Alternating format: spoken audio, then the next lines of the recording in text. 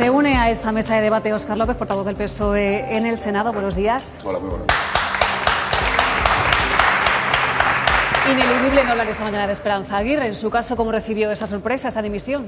Pues sí, no lo esperábamos y la verdad es que fue notición del fin de semana, donde es verdad, todas las informaciones apuntan a que la señora Aguirre una vez más tiene una intencionalidad interna en el PP, señalando el camino al señor Rajoy, con el que nunca le ha unido una buena relación. De hecho, en el año 2008, creo que fue, 2009, hubo un congreso en el PP donde la señora Aguirre barajó presentarse contra el señor Rajoy, donde nunca al final dio el paso, pero nunca ha funcionado. Y es verdad que ayer la señora Aguirre dimite por la Púnica y otros casos, y lo que señala es Rajoy tiene Gürtel y otros casos. Por lo tanto, es verdad que apunta al señor Rajoy directamente. Bueno, tenemos que hablar de negociaciones, es una mañana de mucha actualidad, sin duda. Es curioso porque Rajoy en su día declinó presentarse a esa sesión de investidura porque no contaba con apoyos y, sin embargo, ahora ha dicho que sería capaz de presentarse después de que haya pasado el turno. ¿Qué ahora sí, antes no? ¿Está esperando que le allanas en el camino o hacer leña del árbol caído si es que cae Pedro Sánchez? Yo creo que el señor Rajoy ha confundido la formación de un gobierno en España con una partida de mus. Y esto no va de darse mus y dejar que pase turno para luego volver, ¿no? Es verdad que Rajoy tiene una forma de hacer política muy peculiar, ¿no?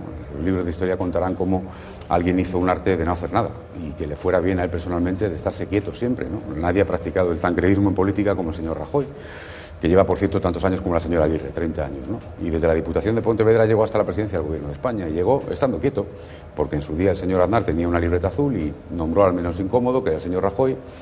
Perdió 2 elecciones, quiero recordar, perdió de hecho las primeras en 2004 teniendo mayoría absoluta al PP, ganó la tercera por una crisis brutal. Pasaron 4 años donde la crisis económica fue a peor, además hubo una crisis social, una crisis territorial, una crisis política. Y el señor Rajoy se ha estado quieto como siempre. Y cuando ha llegado el turno de intentar formar gobierno en una situación nueva que no conocía este país, lo que le dijo a su majestad el rey es me doy mus, no voy, una vez y 2. Y ahora pretende que si otros fracasan volver con una tercera. Yo creo que el tiempo del señor Rajoy pasó. Es más, pasó ya desde el día que se publicaron los mensajes a Bárcenas y dijo todo es falso. Quiero que vea esta imagen, que recordemos la imagen que pudimos ver el viernes entre Rajoy y Pedro Sánchez, si es posible. Ahí está. Bueno, decía Rajoy que no sabía para qué iba a esa reunión del viernes y tan despistado estaba que no vio la mano que le tendía el señor Sánchez. Fue una reunión tensa, pero no me diga que no fue llamativo. Los dos después quitaron hierro al asunto. Pero no me diga que ese momento que le tiende la mano y, como se dice coloquialmente, le hace la cobra a Rajoy. Pues, dado que se lo han quitado los dos, pues se lo quitaremos todos, ¿no? Pero la verdad es que yo este fin de semana he escuchado a mucha gente decirme que no había comprendido ese gesto del señor Rajoy de no dar la mano, de no... Bueno, si fue un despiste, pues mejor que haya sido un despiste. Yo creo que es muy importante que en este país se recupere el diálogo, que en este país se forme gobierno cuanto antes y que desde luego vuelvan las buenas formas a la política también. Rajoy no se baja de ahí, de que tiene que gobernar la lista más votada, insiste una y otra vez. Bueno, pues yo escuchando al presidente del Gobierno en funciones tengo la impresión de que el señor Mariano tiene un problema con el señor Rajoy, no le acaba de convencer, porque él permanentemente aluda que es la lista más votada, el que más escaños tiene, pero ha renunciado 2 veces a intentar formar gobierno. Por lo tanto, yo espero que algún día de esto el señor Mariano convenza al señor Rajoy, porque es que es el PP el que renunció, el que no ejerció esa opción. Por cierto, los demás lo respetamos y eso ha valido 40 días de bloqueo en este país, porque el Partido Socialista no ha empezado a intentar formar gobierno hasta que el señor Rajoy no ha declinado en 2 ocasiones ya. Bueno, yo creo que es muy importante, y se decía aquí, creo que todos los partidos necesitan momentos de regeneración, momentos de cambio, y desde luego en el Partido Popular, que siguen al frente los mismos que han estado los últimos 30 años, necesita también una regeneración política, es un argumento más para el cambio. Los casos de corrupción que hemos conocido no son hechos aislados, son un modus operandi en el Partido Popular, que está acusado de más de 20 años de financiación irregular, donde ha habido una continuidad desde el señor Naseiro al señor Lapuerta, al señor Bárcenas, siempre gerentes que han ido cambiando, por cierto, promocionados por gente como el señor Rajoy, y que es bueno que el PP pase a la oposición para que se produzca esa regeneración política, lo creo de verdad, con la mano en el corazón. Es bueno para el PP y es bueno para el país, porque un modus operandi que era de financiación irregular en el PP, de reparto de sobresueldos en A y en B entre los dirigentes, fue multiplicado hasta exponencialmente con la burbuja inmobiliaria. Y por tanto, durante los años de la burbuja inmobiliaria, los casos Gürtel, Brugal, Púnica que hemos conocido fueron brutales. Y después de eso, cuando explotó la burbuja inmobiliaria, fue la concesión de servicios públicos. Siempre ha habido un modus operandi de financiación irregular en el PP, que además ha ido acompañado de reparto de sueldos en A y en B entre los dirigentes. Es bueno que haya una renovación en el PP, una regeneración en el Partido Popular. Yo estoy convencido de que hay muchísimos dirigentes y militantes del Partido Popular que están deseando abrir también una nueva etapa dentro del PP, y sobre todo los 7 millones de votantes del PP, que estoy convencido que quieren que el PP abra una nueva etapa y acabe con este episodio episodio de 20 años de financiación irregular. Sobre las negociaciones para formar gobierno de cara a esa investidura que hoy Pedro Sánchez le comunicará la fecha a Patxi López, ¿cómo van? Ya han hablado con casi todos los partidos, falta Podemos, a la espera de que presenten esa propuesta que creemos que presentarán esta mañana. ¿Encuentran ustedes pareja de baile o todavía no? Bueno, yo creo que en tan solo 10 días han pasado muchas cosas. El Partido Socialista, Pedro Sánchez, inició una ronda desde el miércoles que recibió el encargo hasta el sábado, donde vio a distintos partidos políticos que sumaban en torno a 200 escaños. Ahí hay 200 escaños que podrían formar parte hipotéticamente, bien por abstención, bien por apoyo, de acuerdos de investidura o de gobierno.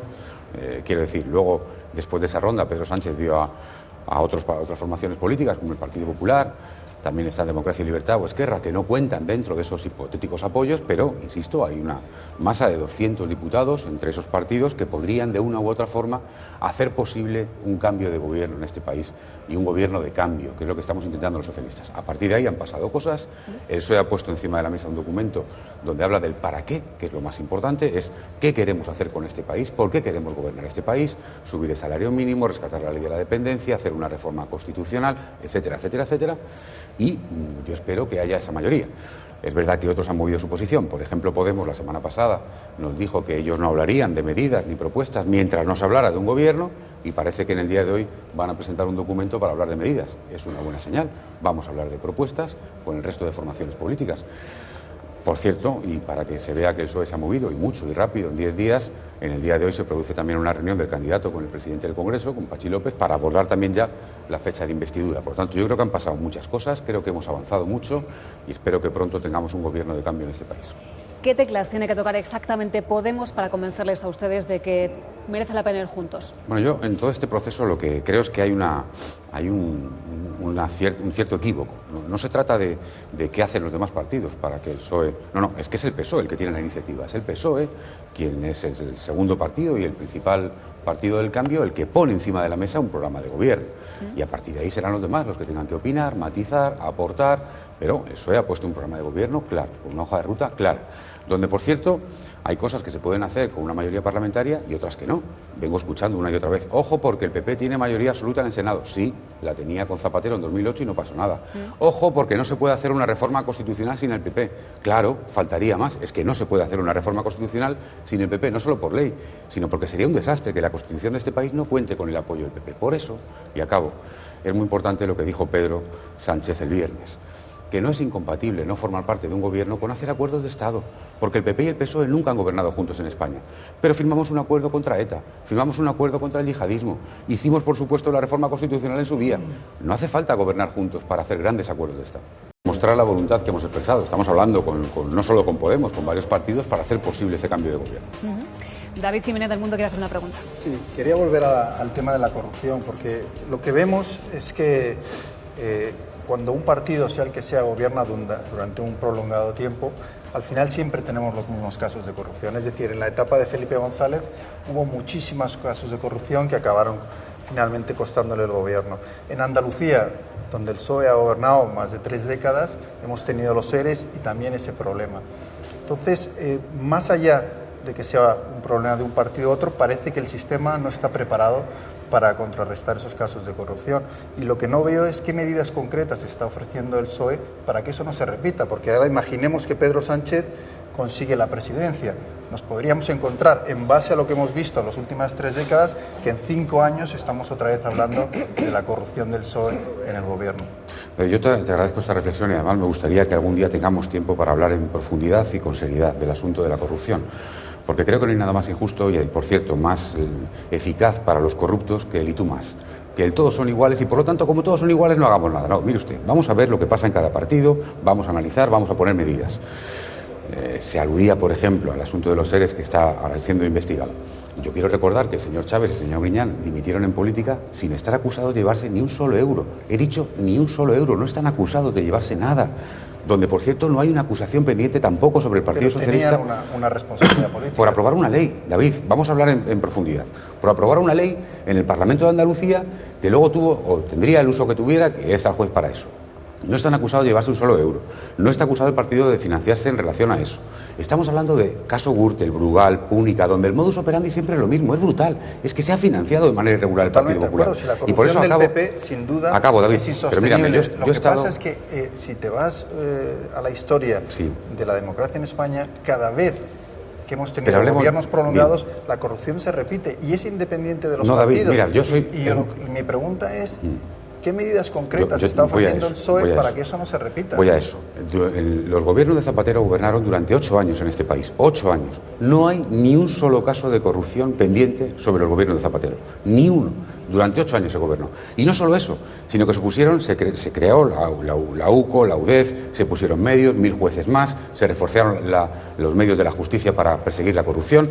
Eso frente a un partido que destruye las pruebas que le pide un juez. No es lo mismo, no vale el empate, no vale decir todos son iguales para no actuar nunca. Yo me rebelo contra eso. Y ahora se dice, ¿qué se puede hacer? Hemos puesto medidas encima de la mesa. Yo te voy a decir una de las más importantes, en las que yo creo. Hay que perseguir a quien se corrompe, por supuesto, y hay que perseguir a quien corrompe. Y por lo tanto, cuando una empresa financie o pague un sobresueldo o una comisión a un concejal o a un consejero autonómico que da un contrato de manera irregular, esa empresa no tiene que poder contratar de nuevo con la administración durante por lo menos 10 años o 15 años, por lo menos, para que aprendan también. Y desde luego devolver lo robado. Y desde luego que se cree una oficina que persiga la recuperación de activos, de lo que se hayan llevado los posibles corruptos. En todo caso, y acabo, yo he administrado la Secretaría de Organización del PSOE durante un tiempo, que es quien lleva la disciplina en un partido. Por cierto, la señora Cifuentes forma parte de la dirección de la señora Aguirre, precisamente en este área. La señora Cifuentes estaba en la ejecutiva de Esperanza Aguirre llevando garantías y derechos. Ojo, garantías y derechos dentro de la dirección de la señora Aguirre. Y te puedo decir, David, que hemos actuado siempre. Siempre quiere decir siempre, que ha habido un caso, siempre. Pero para eso hay que ser libre. Y el problema del señor Rajoy es que no es libre, porque toda la noche se acuesta pensando que saldrá mañana. Y así no se puede actuar. ¿Qué es lo que está pasando? Y acabo, por ejemplo, con la señora Barberá. Que el Partido Popular está muerto de miedo con la señora Barberá y que no se convierta en Rita la Cantadora y empiece a contar. Y por eso han hecho lo que han hecho con la señora Barberá. Y esto es lo que está pasando. Y para eso hay que ser libre para actuar. Yo quiero ir a los pactos, pero antes simplemente en una frase muy sencilla. Yo creo que el Partido Socialista pierde una oportunidad política, por donde iba David, muy importante, no tratando de bajar un poco el discurso de la corrupción, buscando encuentros con el Partido Popular, porque si no todos los votos se los acaba llevando Podemos. Pero yendo a los pactos, a mí me interesa el PNV. Y usted es el responsable del Senado y además, ¿os acordáis? Esa mesa del Senado y ese puesto que se cede hacia el PNV. Andoni Ortúzar este fin de semana ha dicho claramente cuáles son algunas claves de por dónde puede ir ese voto favorable que necesitan, si es la opción PSOE, Podemos, Izquierda Unida, voto favorable PNV o PSOE Ciudadanos. Pero vamos a esa hipótesis. ¿Ustedes están dispuestos a romper la caja de la Seguridad Social, como ha pedido Ortúzar este fin de semana, que es un sistema mixto lo que quiere plantear? Y ese es un punto. 2, dar la competencia a instituciones penitenciarias como tiene Cataluña a Euskadi, para que Pedro Sánchez tenga el voto favorable. ¿Se plantea el Partido Socialista romper la caja única social, las pensiones, para negociar con el PNV? Le respondo, no. Es muy sencillo. El PNV ha celebrado un congreso, un encuentro este fin de semana, donde han estado fijando posición, entre otras cosas, con una reforma estatutaria que está llevando a cabo en Euskadi, en el Parlamento del País Vasco, que no tiene que ver con la negociación que está haciendo en España. Y ahí se plantea una serie de reivindicaciones, donde, por cierto, el Partido Socialista de Euskadi ya ha puesto su documento encima de la mesa y ya le ha dicho, no, mire, no estamos de acuerdo, porque una cosa es negociar o intentar acordar cómo se gestiona una competencia y otra cosa es romper el principio esencial en nuestro país de la caja única de la seguridad social. Por cierto, lo que encierra eso también detrás el PNV es una cierta privatización de las pensiones. Por lo tanto, no solamente es que no estemos de acuerdo desde el punto de vista de las competencias, tampoco del modelo que entendemos que puede privatizar, con lo cual no estamos de acuerdo. ¿Instituciones penitenciarias? No está dentro de lo que ha planteado el PNV con el Partido Socialista. Nosotros hemos empezado a hablar con el PNV. Desde luego el Partido Socialista tiene unas líneas claras. Cuando digo claras, quiere decir claras, y por lo tanto pasan todas siempre por respetar la legalidad vigente, por intentar hacer siempre reformas, acuerdos, pero no ha habido... Esta cuestión está encima de la mesa. Seguimos con el turno de preguntas. Pepe, por favor. No, yo quisiera, en el papel que habéis presentado, con 53 páginas, hay sobre todo muchas medidas sociales muy cercanas a lo que pide Podemos. La pobreza energética, el salario mínimo ha aumentado, es decir, no está cuantificado, pero son promesas importantes. Podemos dice ahora que sobre todo ahora va a presentar en el programa de esta tarde más problemas sobre medidas sociales. Pero hay un problema que no está resuelto, que es que ellos siguen pidiendo conversaciones exclusivas que se margine a Ciudadanos, y por otra parte siguen insistiendo en el tema del referéndum. ¿Cómo se salta esa línea roja que a mí personalmente me parece un compromiso que ha adquirido el señor Sánchez con el partido y con el Comité Federal? Y consigo mismo, Pepe, porque es la posición de Pedro Sánchez, sin que nadie se la tenga que exigir. Es que es el pensamiento político de Pedro Sánchez, del PSOE, y lo que él siempre ha creído. Por lo tanto, no hace falta que... dicho esto, han pasado muchas cosas también en relación con Podemos. Yo recuerdo a Podemos exigir como si no hubiera un mañana el referéndum de autodeterminación y luego matizar su posición. Le he escuchado reivindicar 4 grupos en el Congreso de los Diputados, luego no fue así. Le he visto poco después de decir que nunca haría presidente a un socialista, poco menos que formar gobierno pidiendo la vicepresidencia y no sé cuántos ministerios. Y la semana pasada decir que, salvo que se hable de la formación de un gobierno, no se habla de contenidos, para 4 días después hablar de contenidos. Bueno, las cosas se mueven, Pepe, las cosas se mueven. Por lo tanto, ¿qué vamos a ver ahora? ¿Por qué yo soy optimista en relación con la propuesta de Podemos? Porque Podemos nos va a dar un papel. Vamos a discutir de políticas, vamos a discutir del para qué. ¿Referéndum de Cataluña? Lo hemos dicho por activa y por pasiva. Por supuesto que no. El Partido Socialista quiere que los catalanes voten. Y los españoles, todos, el resto de españoles también. ¿En qué? En una reforma constitucional, que es la posición del PSOE. Esta, ojo, no confundir, porque hay un debate tramposo que algunos llevamos muchos años sufriendo, que es el derecho a decidir, donde supuestamente tú eres un demócrata y yo no, porque tú quieres que la gente vote y yo no. No. Y el artículo 92. Bueno, por tanto, yo quiero que la gente vote, yo quiero que los catalanes voten, pero que votemos todos los españoles, una reforma de la Constitución. Déjame un segundo. Que gobierna ahora mismo en rueda de prensa en directo con nuestro compañero Pedro Calleja. Lo primero que ha pedido, la dimisión también en la concejalía y en la portavocía del Grupo Popular, Esperanza Aguirre. 5 segundos, no se sostiene. Es decir, ¿cómo se puede defender que alguien no puede estar dirigente de un partido, pero sí representando en cargo público a los madrileños? Me parece no tiene ni pies ni cabeza, y creo que la señora Aguirre ha medido mal, porque ese efecto se le va a quedar a medias y al final habrá un debate sobre si debe dejar la concejalía, que deberá dejarla, y encima pues a medias y mal, y tarde. Claro, ya dirá que de donde se le pueden pedir responsabilidades es en la presidencia del PP de Madrid, no tanto en la concejalía. Pero, supongo que será ese el razonamiento que ella ha hecho. Ya, pero alguien que dice que tiene la responsabilidad política, vigilando, como dijo ella, nombrando, ¿no? Puede ser cargo, ineligiendo, creo que fue, sí, puede ser cargo público luego. Se sostiene mal, ¿Usted cree que tendría que dejarlo también? Se sostiene muy mal. En todos sus cargos. Creo. Carmen, ¿alguna pregunta más para Óscar López? Rápida. Buenos días. Hola, Carmen. ¿Hasta dónde están ustedes dispuestos a llegar en la negociación con Podemos en lo que afecta a las puertas giratorias, que ellos son muy exigentes en ese aspecto? Y solo una concreción, si el documento que hoy presenta Pablo Iglesias incluye el derecho a decidir, ¿lo rechazarán como base para negociar? Sí, sin ninguna duda. Lo hemos dicho una y otra vez. Es verdad que, como digo, Podemos puede tener una posición, pero el PSOE tiene otra, que es el partido, por cierto, mayoritario que intenta formar gobierno, que es esa reforma constitucional para que voten no solo los catalanes, sino el resto de españoles. Y me preguntabas también en relación a... Las puertas giratorias. Las puertas giratorias. Las puertas giratorias... Ellos están señalando además sí, casos concretos. Este es otro debate. Trinidad Jiménez, claro, este es otro debate que da para largo y hablar en profundidad y con seriedad. Las puertas giratorias se refiere a que no parece razonable que quien ha estado formando parte de un gobierno pueda luego estar en el Consejo de Administración de una empresa que ha sido susceptible de decisiones que haya tomado ese gobierno.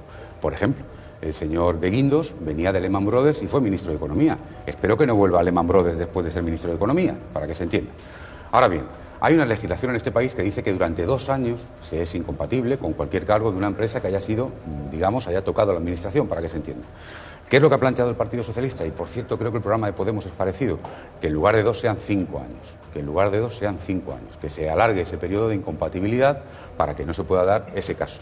Ojo, no confundir con que un señor, cuando abandona la vida política, trabaje en la empresa privada, porque es que entonces no sé qué vamos a hacer en este país. O se queda uno toda la vida en política, o es funcionario, o cuando acabe de estar en política se tiene que ir del país. No lo confundamos. Una pregunta ahora bien, relacionada. 5 años, de incompatibilidad en el sector privado. No sé si ellos hablan de 10, esto es lo pero que bueno, lo veremos esta tarde. ¿Cree usted, como apuntan Albert Rivera y otros, que los políticos en España están mal pagados y que esa es una de las razones de que tengamos corrupción en el país? No lo creo. ¿Están bien pagados? No lo creo. Yo creo que, evidentemente, los cargos políticos en España cobran menos que en otros países, pero también los trabajadores españoles cobran menos que en otros países. Por lo tanto, no lo creo. No creo que estén mal pagados. Con eso terminamos, señor López, portavoz del PSOE en el Senado. Muchísimas gracias, por gracias habernos esta mañana. Y seguimos hablando